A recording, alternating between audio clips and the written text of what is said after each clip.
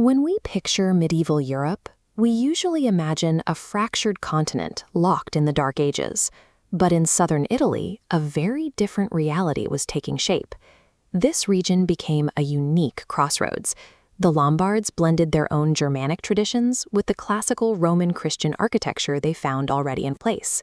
By 1231, Holy Roman Emperor Frederick II consolidated the entire region into a single unified state, the Kingdom of Sicily. Long before the infamous wars that would eventually define it, this diverse, wealthy melting pot functioned as a cohesive and formidable power center.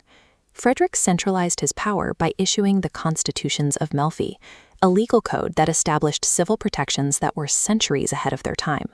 The specifics are staggering for the 13th century. The law demanded speedy civil trials, strict conflict of interest statutes for judges, women could inherit feudal titles, and provisions for legal divorce. This stability generated immense wealth, and that wealth attracted foreign ambitions. A French dynasty known as the Angevins eventually seized control, planning to use the rich kingdom as a launchpad to conquer the Mediterranean. The kingdom's greatest strength, its highly developed infrastructure and prosperity, made it an irresistible target.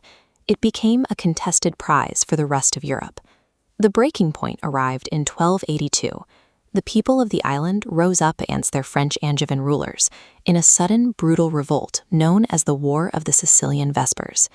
The Crown of Aragon, based in Spain, saw a perfect opportunity. They stepped in, backed the local rebels, and seized the island for themselves. This map shows the resulting fracture. The once unified power is split in two. The island falls to Aragon, while the mainland remains under French control. Now, look at the label on the mainland zone. The French rulers refused to drop their claim, keeping the official title Kingdom of Sicily. But to tell the two halves apart, everyone else started calling the mainland territory the Kingdom of Naples. A single island rebellion physically and politically severed the two halves of what had been a unified Mediterranean power. By the 16th and 17th centuries, the Kingdom of Naples had fallen under the complete control of the Spanish Empire. With 3 million inhabitants, Naples was the most populous holding in the Spanish Empire outside of Castile itself. But the Spanish crown treated the region strictly as a war chest. This chart tracks the financial devastation. From 1612 to 1646, Neapolitan taxes tripled to fund Spain's global conflicts. Public debt quintupled, and soon interest payments devouring nearly 60% of the kingdom's entire tax revenue. Pushed past the breaking point by this financial pressure, the people of Naples erupted in a massive revolt in 1647.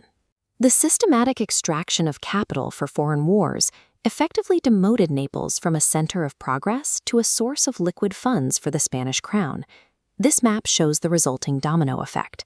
Acquiring Sicily gave the Crown of Aragon the strategic anchor they needed to send naval trade vectors exploding outward across the Mediterranean, making them a dominant naval power.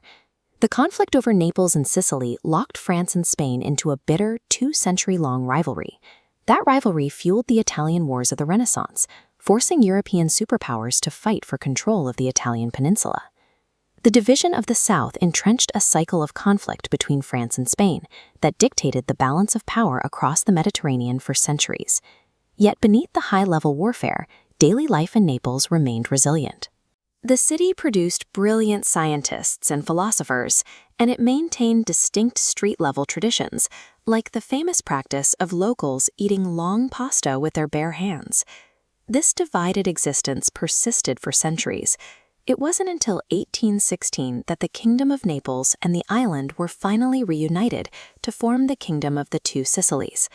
The cultural identity of southern Italy today still carries the marks of that shattered medieval kingdom.